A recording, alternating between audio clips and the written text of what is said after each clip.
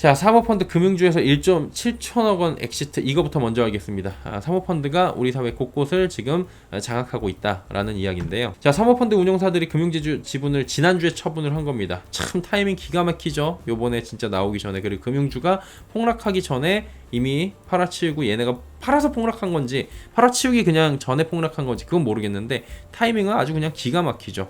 차익 실현에 나섰습니다. 사모펀드가 밸류업 정책의 가장 큰 수혜자가 되고 있습니다. 왜? 보유하고 있던 금융지부 지분을 속속 정리했습니다. IMMP는 지난해 30일 우리 금융지분 2.3% 매각했습니다. 주당 매각가 15,737원, 2,640억 원의 현금을 손에 넣었습니다. 3월에도 지금 매각해가지고 한 3,500억 원 정도의 현금을 각각 확보를 했습니다. 이거 어떻게 매수를 했냐? 예보가 매각한 우리금융지분 6%를 4,500억 원 사들여갖고 과점 주주가 됐던 거고, 이번 매각으로 이미 투자 원금을 회수했습니다. 잔여 지분은 모두 다 시세 차익이 되는 거죠. 잔여 지분 1.3%를 이번 매각과 같은 가격에 팔면 기대이익은 1,600억 원에 달합니다. 결국 그간 받은 배당금 포함하면 이익은 커지는 거죠. 근데 여러분 투자 이렇게 하시는 게 맞긴 해요. 뭐냐면은 내가 지금 주당 평균 가격에 그냥 내가 1,000만 원어치를 주식을 샀어요. 근데 내가 주식이 2,000만 원으로 지금 2배가 늘어났다는 거죠. 혹은 1,500만 원이 됐어요. 그럼 내 원금을 좀 불안하잖아요. 원금만큼 빼놓고선 수익금만 가지고 쭉 가는 거예요. 그러면 이 500만 원이 0원이 돼도 나는 어쨌든 간에 마이너스는 아닌 거잖아요. 그리고 0원이 될 리도 없잖아요. 수렴이 안 되잖아요. 0원은. 그럼 무조건 플러스인 거잖아요. 1,000만 원이 2,000만 원 됐을 때 반 잘라가지고 1,000만 원은 다른 데로 투자를 하고 1,000만 원은 그냥 내비두면은 이건 끝까지 갈 수 있는 투자인 거잖아요. 이 투자를 얘기하고 있는 거여서 사실 얘네들이 조금 지금 눈에 까시고 어떤 분들은 싫고 그러실 수가 있겠고, 저도 얘네들이 사회 곳곳에 이렇게 침투하는 거에 대해서는 절대로 긍정적으로 받아들일 수가 없는데, 다만 이런 투자 방식들은 개인 투자자분들도 배우는 게 좋습니다. 이거는 여기서 배울 수 있을 만한 건 우리가 이렇게 항상 캐치를 하자고요. 기세 차익 엄청 남겼어요. 뭐 EQT 파트너스도 지금 4,150억 원어치 팔았어요. 얘네들이 지금 그래갖고 남은 지분이 있는데 요걸 매각할지 말지 주시를 하고 있다고 합니다.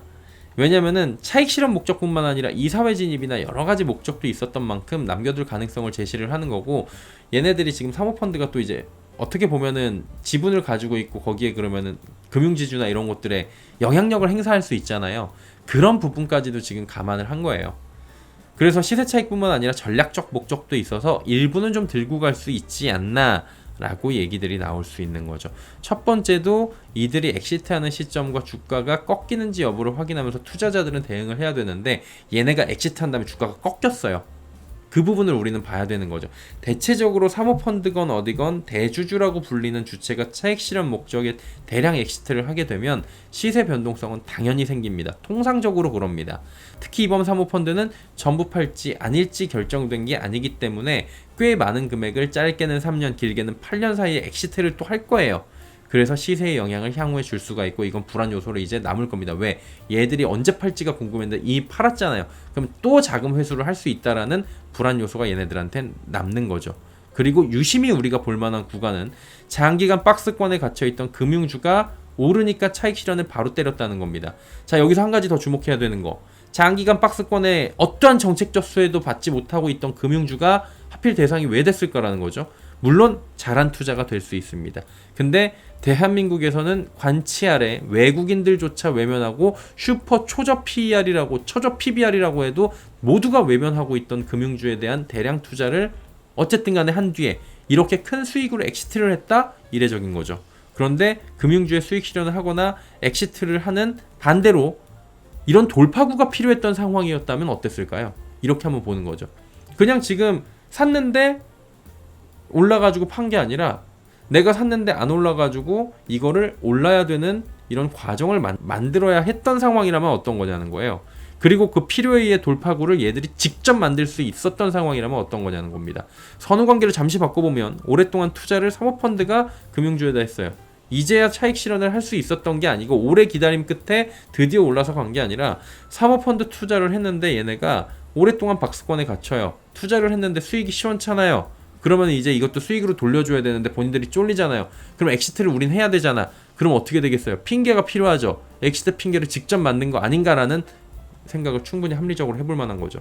금융주는 밸류업 정책에서 가장 큰 수혜를 받았습니다. 연초 대비 KRX 지수 대비로만 봐도 가장 많이 올랐어요.